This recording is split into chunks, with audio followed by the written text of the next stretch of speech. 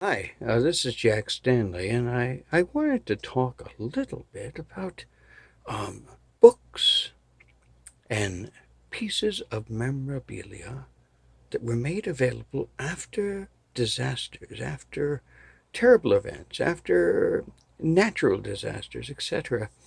There's a plethora of books you can find today dating back over 100 years ago, dealing with the Titanic disaster, the sinking of the Lusitania, the San Francisco earthquake, and go all the way up to 9/11 and whatever else. And there's always been those who found ways to make money off another's grief. It's become quite an industry, and it really got its start in the mid to later 19th century. Started around the time of the Civil War. You had a lot of that stuff, but it really took off toward the latter part of the Victorian era. I wanted to show you an example. This is a salesman's copy of the illustrious life of William McKinley, the late president. Now, you got to understand something. We've had four assassinations. We had Abraham Lincoln in 1865. You had James A. Garfield in 1881, William McKinley in 1901, and lastly, John F. Kennedy in 1963.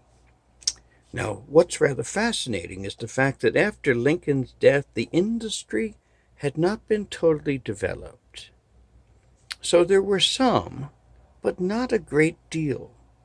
By the time you got to Garfield in 1881, the industry was a little bit better settled, but it reached its massive presidential level in 1901 with the assassination of William McKinley.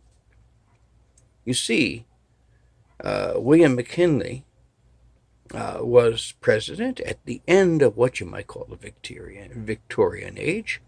Of course, he died in 1901.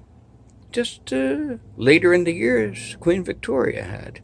And there was an outpouring of grief for William McKinley, unlike anyone since Lincoln. In fact, it's been hard to even match. Perhaps it was matched with Kennedy.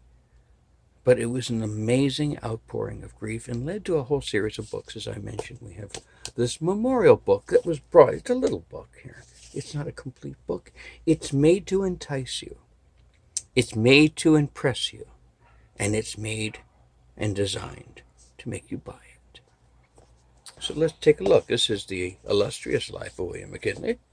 And what do we have here? We have a notice in the front, which is important.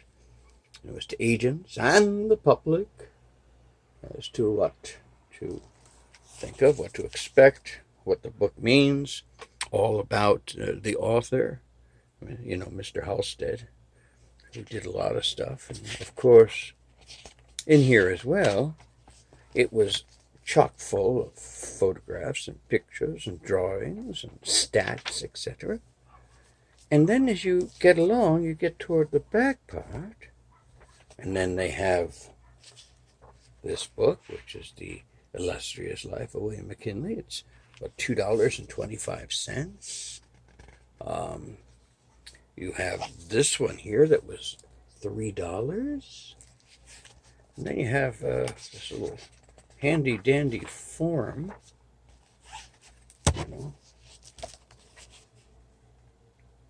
and then followed with a lot of blank pages here. And the blank pages, of course, were to put the names and addresses and the amount received, or the down payment received for the book that was going to be sold. And they made a fortune with this stuff, I'll tell you. They really did. They made several different editions of this, several different styles of it. And just like the Titanic disaster, there were books of all different kinds made.